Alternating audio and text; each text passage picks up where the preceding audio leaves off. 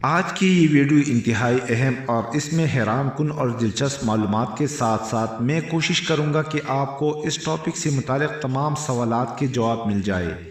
45 سالہ شیر دل پاکستانی اپنی آنکھوں میں دنیا کے خوف اور دوسری بلند ترین چوٹی K2 کو سرتے ہوئے پہلی دفعہ سر کرنے کا خواب سجائے بیٹھا تھا اور اپنی محدود وسائل کے باوجود دنیا کو کچھ مختلف کر کے دکھانا چاہتا تھا۔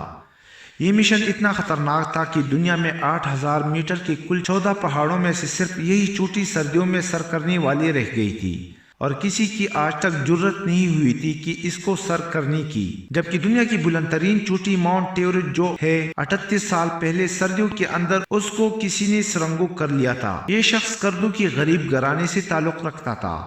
اور اپنی بزرگوں کو پہاڑوں پر شیروں کی طرح چڑھتے دیکھتا آ رہا تھا۔ اپنی غربت کو پس پش ڈال کر ستاروں پر کمان ڈالنے کا ارادہ کر چکا تھا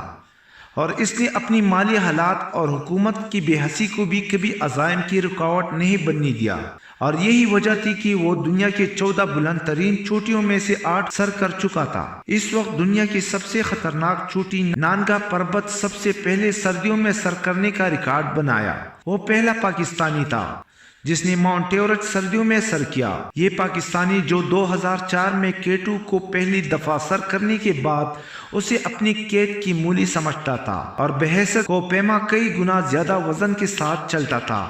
اس کو اپنی مہم سے 7 دن پہلے پتا چلا کہ اس کے گھر میں نیپالی کوپیما سردیوں میں پہلی دفعہ K2 کو سر کرنے کا اعزاز اپنے نام کر لیا، جس نے اس کے عزم کو اور مضبوط کر دیا۔ اور اس پاکستانی شیر نے 23 جنوری کو بغیر آکسیجن کی سردیوں میں K2 کو سر کرنے کا مہم کا آغاز کیا تھا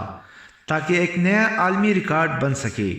لیکن 2 دن کے بعد موسم اسے یہ کارنامہ مؤثر انجام دینے کی اجازت نہ دی اور اسے 6800 کی بلندی سے واپس آنا پڑا۔ کوپیمائی میں 8000 میٹر پر آکسیجن کی کیا اہمیت ہے، اس کے بارے میں حیران کن معلومات آپ کو دوں گا، لیکن اس شیر دل پاکستانی نے ارادہ کر لیا تھا کہ 1 مہینے کے اندر اس نے یہ عالمی ریکارڈ اپنے نام کرنا ہے۔ اس نے 2 فروری کو اس کی ٹویٹ آئی کہ کل صبح 3 فروری کو صبح 4 بجے ہم اپنی مہم کا آغاز کریں گے، اور اس کا جوان بیٹا اس کے ساتھ تھا جو آکسیجن کے ساتھ اس چوٹی کو سردیوں میں سر کرنے کا ریکارڈ بنانے جا رہا تھا۔ حالانکہ وہ نوجوان اس عمر میں ایک کارنامہ سر انجام دینا تھا جو ابھی تک کسی نے نہیں دیا، لیکن 7400 میٹر کی بلندی پر آکسیجن سلنڈر کا ریگولیٹر جو خراب ہو گیا اور اس کو واپس آنا پڑا۔ 5 فروری بروز جمعرات رات 12 بجے اس نے اپنے سفر کا آغاز کیا، جو 14 گھنٹے میں اس نے تقریباً 2 بجے اس نے K2 کی چوٹی پر پہنچنا تھا، لیکن 7823 میٹر کی بلندی پر جہاں 7:15 بجے اس کا رابطہ منقطع ہوا، اور اس کے بعد قوم کے بیٹے کا ابھی تک کسی کو پتہ نہیں، لیکن آج بھی ہمارے پاک افواج کے جوان آپریشن جاری رکھے ہوئے ہیں